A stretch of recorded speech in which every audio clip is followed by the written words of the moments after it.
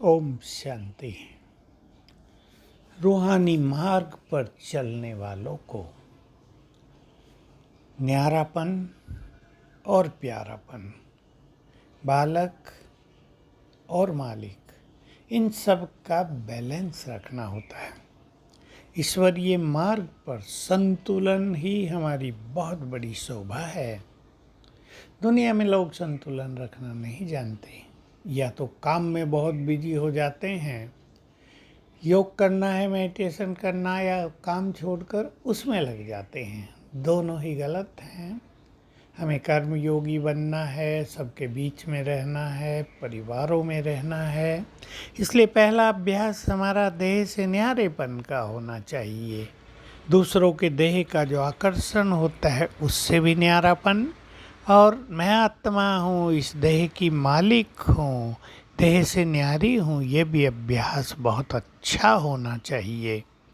जैसे जैसे हमारा ये अभ्यास बढ़ेगा, हम सबके प्यारे बनते जाएंगे, हम बहुत स्वीट और सॉफ्ट होते जाएंगे। हमारे बोल सबको प्यार देंगे, हमारी दृष्टि सबको प्यार देगी। इसलिए इस अभ्यास को बहुत ही बढ़ाना चाहिए। साथ साथ और भी कई अभ्यास करने चाहिए। कर्म किया, अब कर्म हमारा समाप्त हो गया, उसके इफेक्ट से न्यारे हो जाएं। ऐसे नहीं कर्म के बारे में जो कुछ उसमें अप्स एंड डाउन्स हुए उसके बारे में सोचते ही रह जाएं। ये न्यारापन हमें सफलता की ओर भी ले चलेगा। आप कहेंगे सोचेंगे नहीं तो आगे करेक्शन कैसे करेंगे? वो सहज हो जाता है। सोचना और करेक्ट करना ये तो करना ही है हमें, लेकिन इसमें ही लगे रहें इसकी ज़रूरत नहीं। इसके लिए हमें लंबा समय देने की ज़रूरत नहीं पड़ेगी अगर हम बहुत अच्छी स्थिति में रहेंगे। तो हर जगह न्यारेपन और प्यारेपन का बहुत अभ्यास करना चाहिए। बाबा कहा करते थे, जो न्यारी चीज़ होती है वो ऑटोमेटिकली सबको प्यारी लगती है। कोई न्यारा सीन आएगा, प्यारा लगेगा। हम भी एक न्यारी स्थिति में रहना सीखें, न कर्मों में, न संबंधों में, न फ्रेंड सर्किल में, न व्हाट्सएप और मोबाइल पर टू मच इन्वॉल्वमेंट। ये न्यारा नहीं बनने देती, हमारी बुद्धि को उसमें ही लगाए रखती है।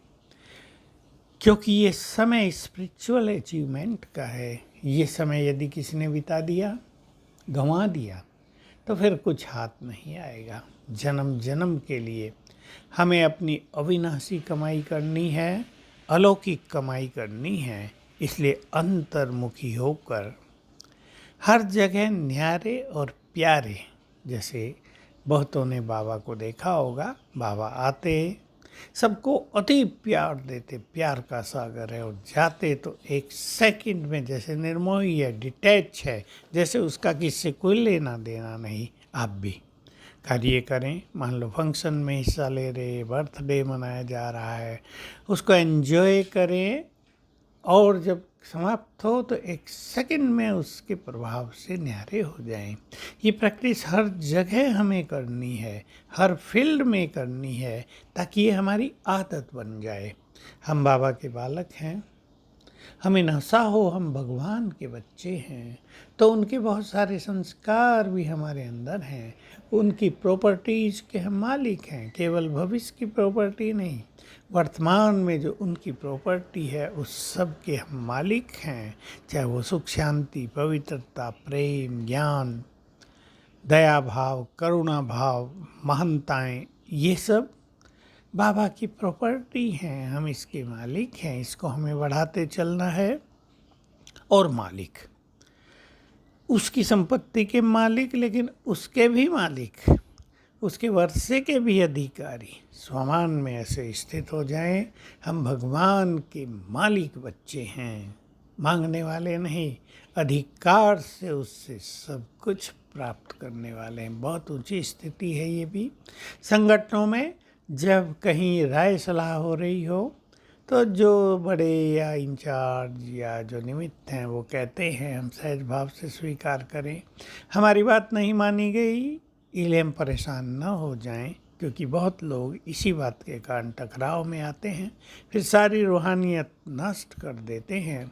मालिक बनकर अपनी बात कहो ये होना चाहिए, नहीं होता तो उसे स्वीकार कर लें, ये सोचकर ड्रामा में अभी शायद ये होना संभव नहीं है, और जो सबकी राय निकली है शायद उसी में सबका कल्याण होगा, हम साक्षी होकर देखेंगे। तो इस तरह जीवन में संतुलन लेकर चलेंगे, बैलेंस होगा तो सबकी ब्लेसिंग मिलेंगी, हम न्यारे प्यारे भी रहेंगे और इस मार्ग पर निरंतर आगे बढ़ते जाएंगे। ओम शांति।